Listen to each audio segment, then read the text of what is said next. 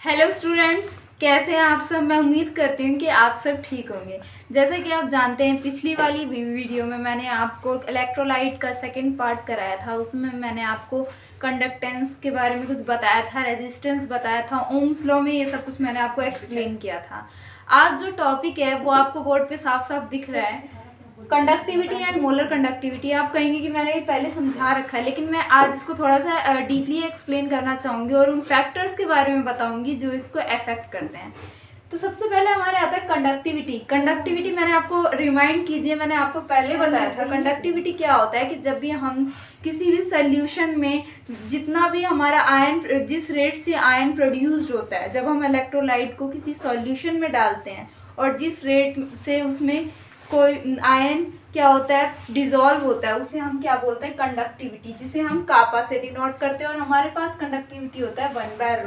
रो हमारे पास रेजिस्टिविटी होती है। ओके, मोलर कंडक्टिविटी मैंने क्या बताया था। मोलर कंडक्टिविटी जैसे आपको नाम से क्लियर है, मोलर। मोलर मतलब हम एक मोल को लेंगे यहाँ पर। एक मोल जब इलेक्ट्रोलाइट को आप किसी सॉल्यूशन में डिसॉल्व करते हैं और उसके बाद जो उसकी कंडक्टिविटी पावर होती है आयंस की जो प्रोड्यूस होती है, उसे हम क्या कहते हैं, मोलर कंडक्टिविटी। जब हम एक मोल इलेक्ट्रोलाइट को डिसॉल्व करते हैं तब जो होती है वो मोलर कंडक्टिविटी होती है। मोलर कंडक्टिविटी को डिनोट करते हैं हम इस साइन से, और इसका फॉर्मूला हमारे पास होता है कंडक्टिविटी। कापा आपके पास क्या होता है, conductivity into 1000 divide by concentration. C here representing the concentration of the solution. और इसका मैं आपको ऐसा यूनिट निकाल के बता देती हूँ। कापा, जैसे कि आपने पिछली वाली वीडियो में मैंने आपको बताया था कि कैसे हम किसी की भी क्या निकालते हैं, ऐसा यूनिट मैंने कापा की बता दी थी कैसे निकालते हैं। उसके बाद कंसेंट्रेशन की मोल पर सेकेंड, और ये हमारे पास वॉल्यूम का होता है। कंसेंट्रेशन यहाँ पे वॉल्यूम को भी बता रहा है और कितने मोल्स उसमें डिसॉल्व हुए हैं वो भी। इसको जब आप सॉल्व करोगे तो ये यहाँ से कैंसल आउट हो जाएगा और हमारे पास ये मिलता है। किलो यहाँ पर 1000 के लिए लिखा गया है, तो उसको देखकर आप डिस्ट्रैक्ट ना हो। यहाँ पे प्लस आएगा।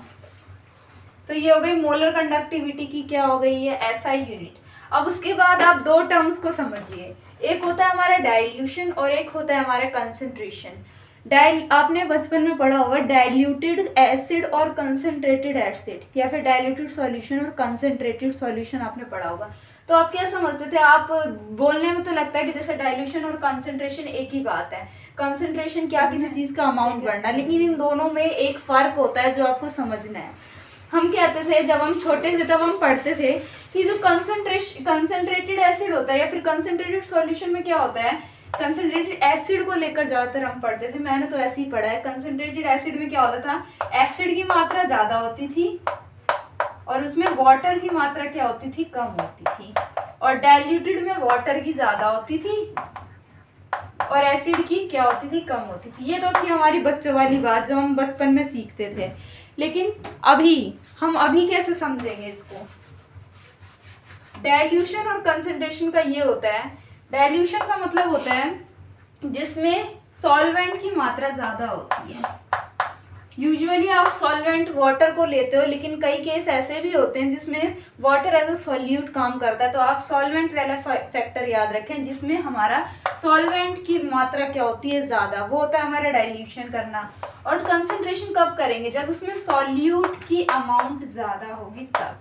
तो ये डाइल्यूशन और कंसंट्रेशन होगा। अब आप ये भी सोच रहे होंगे कि मैंने आपको इन दोनों टर्म्स के बारे में क्यों एक्सप्लेन किया। मैं आपको ये एक्सप्लेन करना चाहती हूँ कि कंडक्टिविटी और मोलर कंडक्टिविटी के ऊपर डाइल्यूशन और कंसंट्रेशन किस तरीके से इफेक्ट लाता है।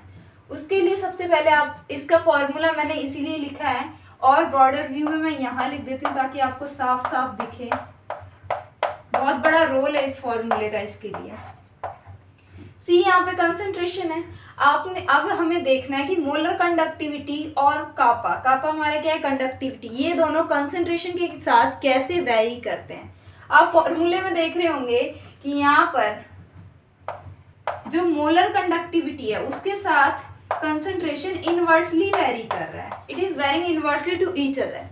और यहाँ कापा क्या है, कंडक्टिविटी कंसंट्रेशन के साथ डायरेक्टली वेरी करेगा। अगर आप इसको यहाँ ले जाओगे, वैसे कर लो, आप एडजस्ट करना है बस इसको, सी के साथ देखना है और ये दोनों एक दूसरे के रेसिप्रोकल में है तो मैं यहाँ लेके जाऊँ इसको, तो मेरा क्या आएगा, जो कापा है वो ये आ जाएगा मेरे पास सी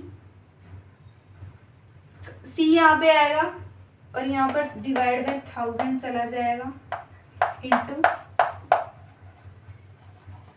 ये मेरा, एक मिनट आप इसको ऐसे ही देख लो कि ये क्या होता है, डायरेक्टली वेरी होता है, मैंने लिख दिया। ये इसके साथ इन्वर्सली वेरी और ये इसके साथ डायरेक्टली वेरी। इसका मतलब क्या हुआ, कंसंट्रेशन, मतलब अब जब सॉल्यूट की मात्रा बढ़ाओगे, सॉल्यूट की अमाउंट बढ़ाओगे, तो आपकी जो कंडक्टिविटी है वो भी बढ़ेगी।